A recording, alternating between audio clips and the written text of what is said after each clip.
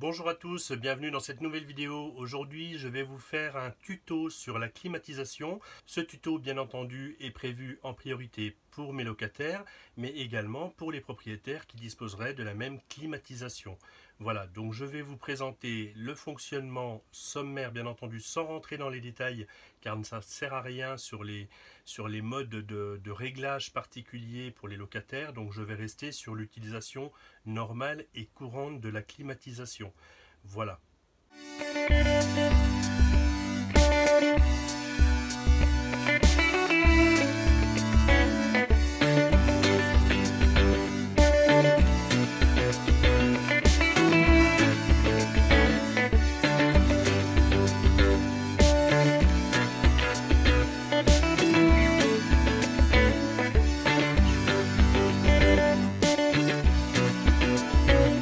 La climatisation est une Groning 2400 watts, donc 2400 pour la référence.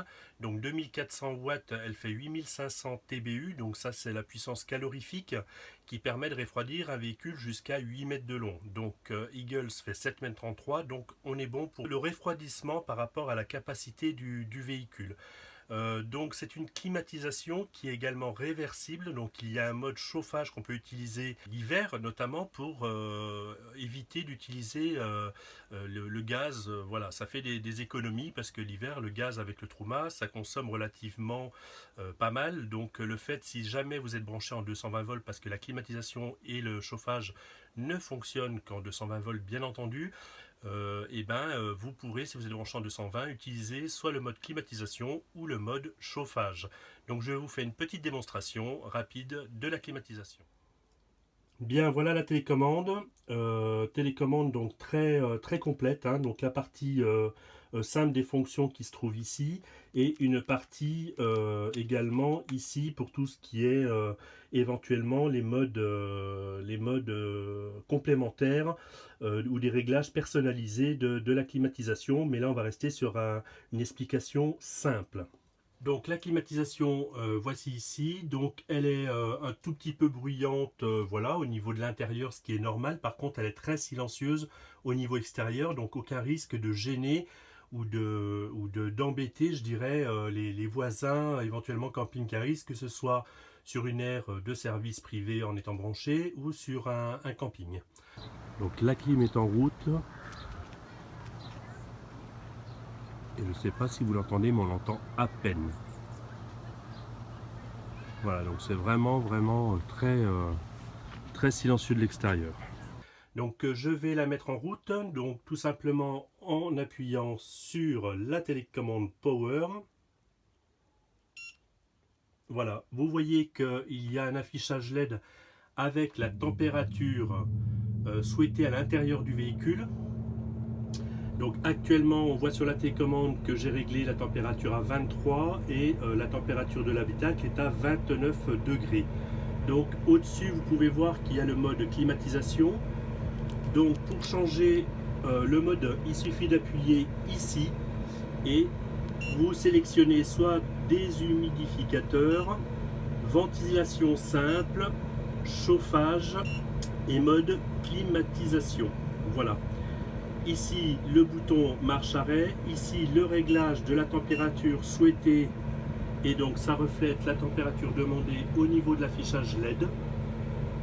Tout simplement. Et après, au niveau de la ventilation, nous pouvons augmenter en appuyant sur Fan la puissance de ventilation.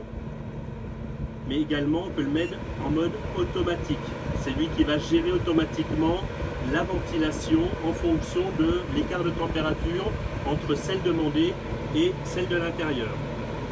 Également, donc vous avez le bouton LED, voilà, qui vous permet d'actionner l'éclairage éventuel en plus au niveau de la climatisation.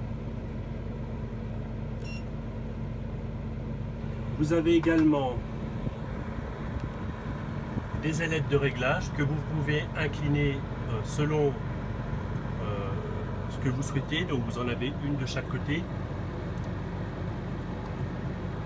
Vous avez également ici, donc vous avez une pulsation légère au niveau du centre que vous pouvez fermer, ce qui augmente la sortie au niveau des ailettes de chaque côté. Et ici, donc vous avez la partie filtre. Voilà, donc pour le nettoyage, ça concerne surtout les propriétaires de cette climatisation. Donc j'ai pu la tester, cette climatisation, pendant 15 jours cet été, et je peux vous dire que les températures sont montées très hautes, comme vous avez pu suivre courant juillet.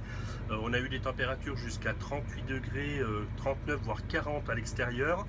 Nous, la climatisation, elle nous sert principalement à garder la cellule relativement fraîche, surtout en l'actionnant les après-midi, ce qui nous permet le soir d'avoir une température relativement agréable pour pouvoir s'endormir, parce que bien entendu on coupe la climatisation la nuit.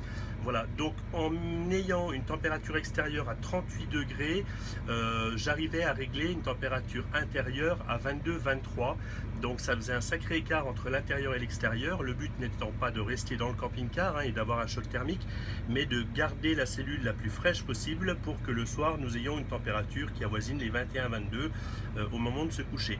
Voilà, donc moi j'en suis relativement content, j'ai pu l'essayer sur toutes les coutures et franchement ce modèle de climatisation est vraiment top.